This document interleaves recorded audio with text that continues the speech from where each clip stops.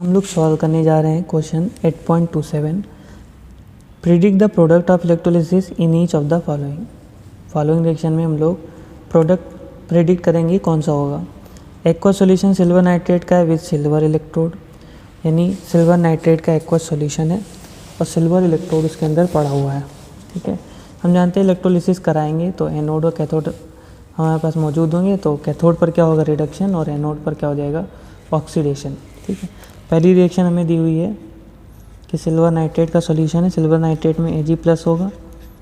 Silver nitrate क्या होता है AgNO3, तो इसमें Ag+ टूटेगा NO3-, तो Ag+ हो गया। तो अगर हम लोग कैथोड की बात करें एट कैथोड, तो कैथोड पे रिडक्शन हो सकता है क्योंकि इलेक्ट्रॉन एक्सेप्ट कर सकते हैं, तो Ag+ क्या कर सकता है इलेक्ट्रॉन एक्सेप्ट कर सकता है, और इलेक्ट्रॉन जब एक्सेप्ट कर लेगा तो क्या बना देगा Ag बना देगा। ठीक, वहीं अगर हम लोग बात करें कि इसकी H2O की, तो अगर H2O इलेक्ट्रॉन एक्सेप्ट कर रहा है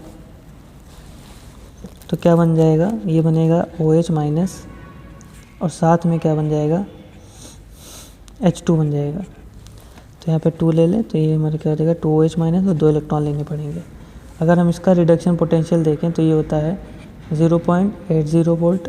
वहीं अगर हम लोग इसका रिडक्शन पोटेंशियल देखें तो इसका रिडक्शन पोटेंशियल होता है 0.83 वोल्ट माइनस का। किसका रिडक्शन पोटेंशियल ज़्यादा है, इसका रिडक्शन पोटेंशियल ज़्यादा है, तो ये क्या हो जाएगा Ag+ क्या हो जाएगा reduce, Ag+ will be reduce. Cathode पे कौन रिड्यूस होगा Ag+।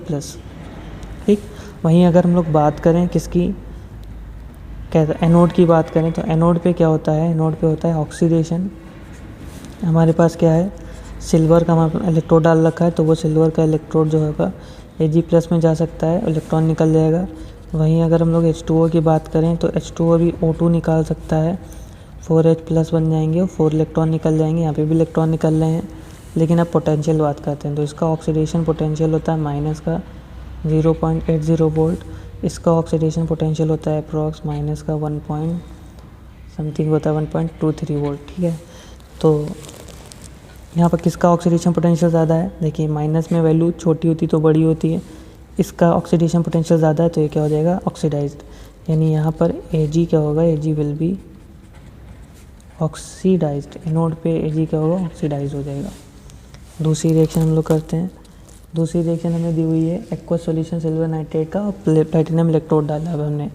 तो देखिए प्लेटिनम का क्या हो सकता है, यहाँ पे Ag का तो हो रहा था ऑक्सीडेशन, लेकिन प्लेटिनम का ऑक्सीडेशन नहीं हो सकता है। तब क्या होगा हमारी ये वाली रिएक्शन, तो ये तो हमारा वही रहेगा कि Ag+ क्या हो रहा होगा रिड्यूस हो रहा होगा ये कैथोड पर।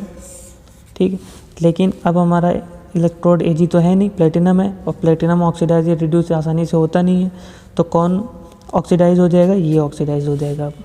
ठीक है, तो पहली वाली तो यही रहेगा कि एट कैथोड, चूँकि क्या होगा प्लेटिनम ऑक्सीडाइज रिड्यूस नहीं होता इसीलिए, तो कैथोड पे क्या हो जाएगा Ag+ तो होगा ही होगा रिड्यूस, विल बी रिड्यूस्ड, लेकिन हमने इलेक्ट्रोड बदल दिया है, तो इलेक्ट्रोड कौन सा हमारा अब प्लेटिनम है, तो यहाँ पे Ag चला गया, यहाँ पे H2O ही बचा, तो यही H2O क्या हो जाएगा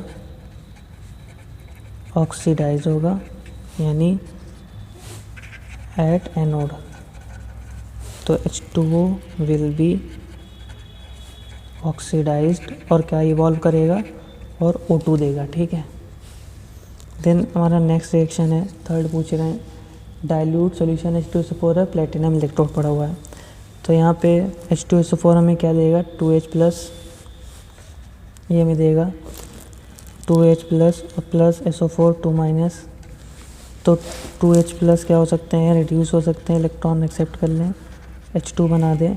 वहीं H2O भी क्या कर सकता है इलेक्ट्रॉन एक्सेप्ट कर सकता है और 2OH- और H2 बना सकता है। ठीक, इसका रिडक्शन पोटेंशियल होता है 0 हम जानते हैं, और इसका रिडक्शन पोटेंशियल होता है H2O वाला माइनस का 0.83। किसका ज़्यादा है ये वाला, तो एट कैथोड पर क्या हो जाएगी ये वाली रिएक्शन हमको देखने को मिलेगी। वहीं अगर हम लोग बात करें किसकी एनोड की, तो एट एनोड पे क्या हो जाएगा एनोड पे तो हमारे पास H2O ही है। H2O का क्या हो जाएगा, ऑक्सीडेशन।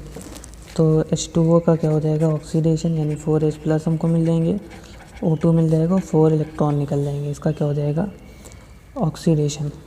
ठीक है, एनोड पर। देन हमारी फोर्थ रिएक्शन दी हुई है, कॉपर क्लोराइड है, CuCl2 है और प्लेटिनम इलेक्ट्रोड है। तो हम जानते हैं यहाँ पे Cu2+ हमारा होगा। Cu2+ 2 इलेक्ट्रॉन एक्सेप्ट कर सकता है, Cu बना लेगा, Cu बना लेगा। और वहीं अगर हम H2O की बात करें तो H2O क्या होगा, H2O भी इलेक्ट्रॉन एक्सेप्ट कर सकता है, क्या बना लेगा, ये बना लेगा 2OH- और प्लस H2।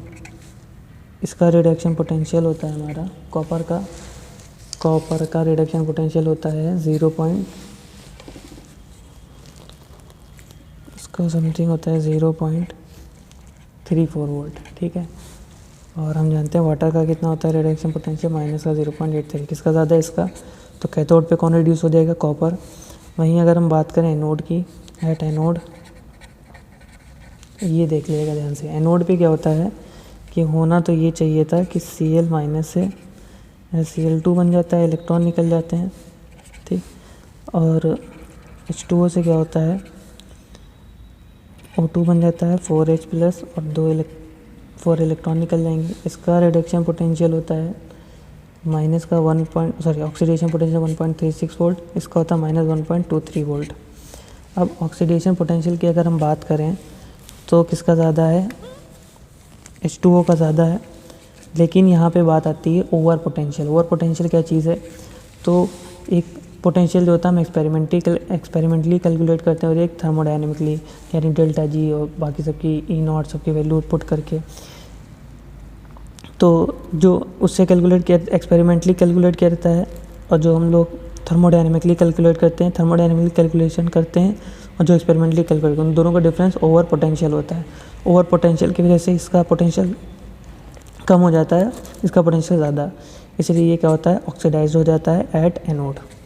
ठीक है, आई होप आपको सॉल्यूशन समझ में आया हो। नहीं समझ में आया तो क्वेश्चन कमेंट बॉक्स में आप पूछ सकते हैं। Thank you.